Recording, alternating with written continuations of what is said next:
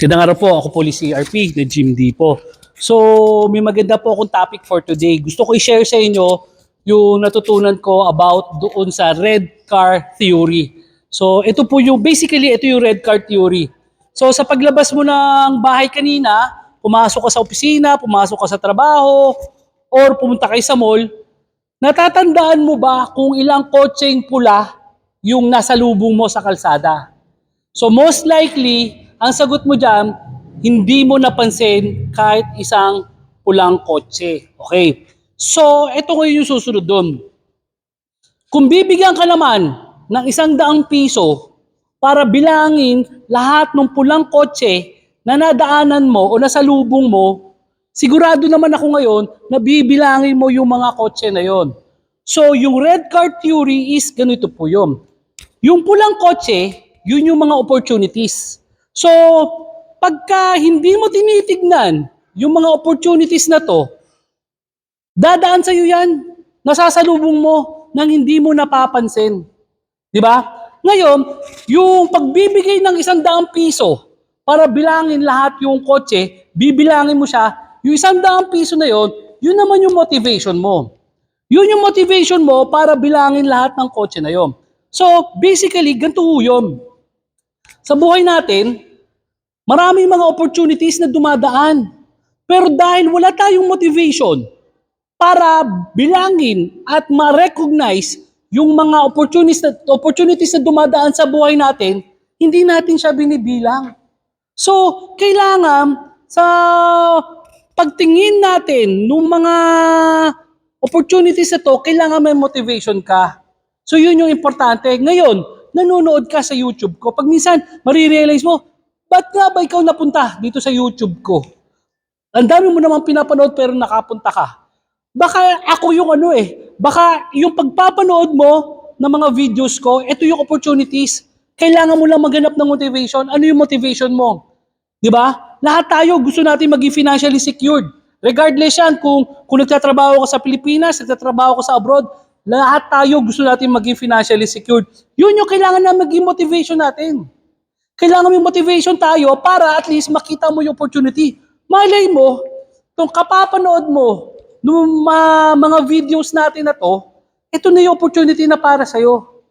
Sa totoo lang, kung matagal na kayo nanonood ng YouTube channel ko, ilang beses ko napakita sa inyo na isa yung gym business sa napakadali po na ma-manage.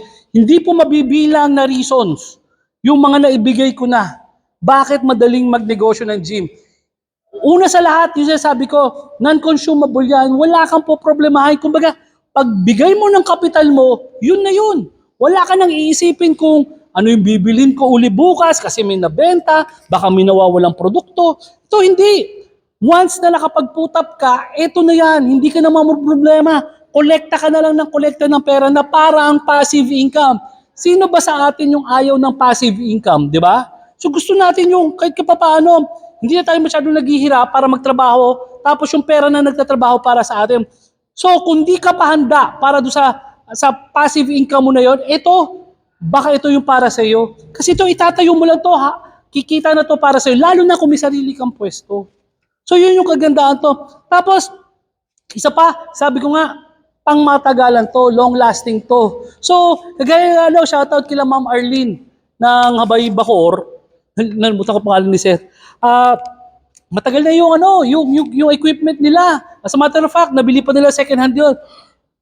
Ngayon, nagdadagdag sila ng mga equipment. Pero yung unang equipment na nabili nila sa akin, gumagana pa rin. Kung more than 10 years na equipment na yun, andoon pa rin. Yun yung kagandahan ng mga gym equipment na to. Pang matagalan siya, hindi siya naluluma. Kumbaga, may anak ka na, may apo ka na, andito pa to, maipapamana mo to sa mga anak mo. So, ganito kaganda yung negosyong ito. And I hope, doon sa mga paulit-ulit na nakakapanood ng videos na to, baka ito na yung kumbaga yung motivation mo. Kailangan maghanap ka ng motivation Kasi, definitely, kung paulit-ulit ka na nanonood sa YouTube channel ko, nakita mo na ang gym business is pwedeng maging opportunity para sa'yo. Para mas maging magaang yung financial burden mo. Yung gusto mong maging secured sa buhay? Kaya mo ako napapanood, baka ito yung reason. Kasi gusto mo na mas maging magaang ang buhay mo sa pamamagitan ng gym business. Maaring nagtatrabaho ka ngayon, maaring nasa abroad ka, naisip mo, paano ako magninegosyo? Kasi may trabaho naman ako. Ang hirap magnegosyo ngayon, ang hirap magtayo ng computer shop, mahirap magtayo ng bakery, lahat kasi yan, tututukan mo eh. Di ba? Pero itong gym business, hindi mo kailangan tutukan to. I mean, ima-manage mo pa rin siya. Hindi ko sinabing kailangan mong pabayaan, pero napakadali pong i-manage nito. Yun yung kagandahan ng gym business. So, sa mga nanonood sa atin, baka lagi nyo lang nakikita yung videos ko. So, parang pulang kotse yan na dumadaan lang na hindi mo napapansin. So, yung videos ko parang hindi mo lang napapansin. Pero kung magkakaroon ka ng motivation, baka ngayon mapansin mo ako, mapansin mo yung gym equipment, baka ma-realize mo na kaya mo nakikita ngayon ng mga videos na to, is ito yung opportunity kumakatok sa'yo para makapagsimula ka ng sarili mong gym business. Diba? So, bago po natin ituloy, proof of completion muna tayo. So, itong proof of completion natin na to, is para sa isang kumpanya. So sa Tsuneishi Technical Services Philippines Incorporated, located sa Balamban, Cebu.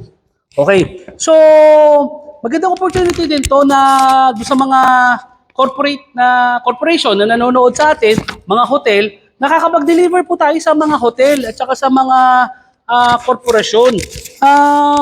Ito yung kagandahan ng quality ng gawa natin eh. Kasi ano to, pwede mong ihalera sa mga imported gym equipment nang hindi ka magagastusan. Tapos, ito yung kagandahan sa napili ng Tsuneishi kasi package C po ito. Ang maganda kasi nito, marami tayong mga multifunctional na gym equipment kagaya na super rack na pwedeng gamitin ng 3 tao, Smith machine, kaya gamitin ng 3 tao kasi sa corporate setting kasi, hindi kagaya ng commercial setting na mula alas 7, kunyari, ng umaga hanggang alas 8 ng gabi, open ka, tapos tuloy-tuloy yung pasok ng tao. Dito kasi, may mga shiftings sa mga kumpanya na to. At hindi to oras-oras may nag-gym. Isang buhos to. So pag nag-uwian na, sabay-sabay mag-gym yan. Yun yung kagandahan ng dalawang gamit na yun. Kasi, although sabay-sabay nagagamit sa gym, yung mga nagtatrabaho sa kumpanya na yon, meron ka maibibigay na gamit na hindi na sila mag-aantayan at pipila. So doon sa ibang mga kumpanya, maganda po. Actually, ito, hindi ko to kinoconsider as an expense. Kung kumpanya ka, kinoconsider ko to as investment kasi, especially to sa mga Japanese na mga companies, mga Japanese, namumuhunan sila sa magandang kalusugan ng mga empleyado nila kasi sa totoo lang, mahirap makahanap ng magaling na empleyado. Tapos, nakahanap ka ng magaling na empleyado, pero magiging sakitin naman siya. So, why not mag-invest ka sa mga gym equipment na pagpapalakas doon sa mga empleyado mo. So, bago natin tapusin, i-ano ko muna, proof of completion. So, sa package C, may leg press, may utility bench, inclined, flat, declined bench press, bench, preacher curl, tapos may kasama na tayong 800 pounds na plato, reverse flies with pec deck, super RP Smith machine and RP super rack combo na pag pinagdikit mo, nagiging crossover. Dito sobrang sulit ka. So meron pa rin tayong kasamang T-bar row at saka 5 to 40 na dumbbell. So napakaganda po itong ano. Actually yung package talaga yung paborito ko sa lahat ng mga packages kasi kumpleto siya. Kasya siya sa 50 square meters na area, tapos abot kaya siya. So, mabalik tayo doon sa red car theory.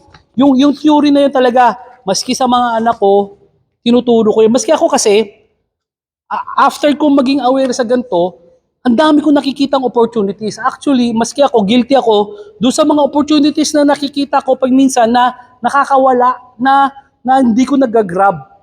Sayang kasi hindi lahat ng pagkakataon, may mga opportunities na lalapit sa'yo. Sipin mo, nag-ipon kayo magpamilya, bibili kayo ng, magtutour kayo, or bibili kayo ng bagong kotse, bagong sasakyan, bakit hindi ipagpaliban mo muna? Mag-invest ka muna rito. Tapos yung kikitain nito, Yun yung pwedeng panghulog-hulugan mo ngayon doon sa bagong sasakyan na kukunin mo. O sa gusto mo mag-travel, hulog-hulugan mo yung credit card na gagamitin mo para magamit yung makapag-tour ka. So, yun yung kagandahan ng red card theory. So, I hope may natutunan kayo ngayon doon sa natutunan ko rin sa red card theory na ang laki pong bagay. So, wag po kayong magsawa na manood sa akin kasi kagaya sabi ko, hindi lang gym equipment ang na-share ko, kundi yung gym business at yung mga ganitong klaseng mga quotes na pwedeng may apply natin sa pang-araw-araw na buhay.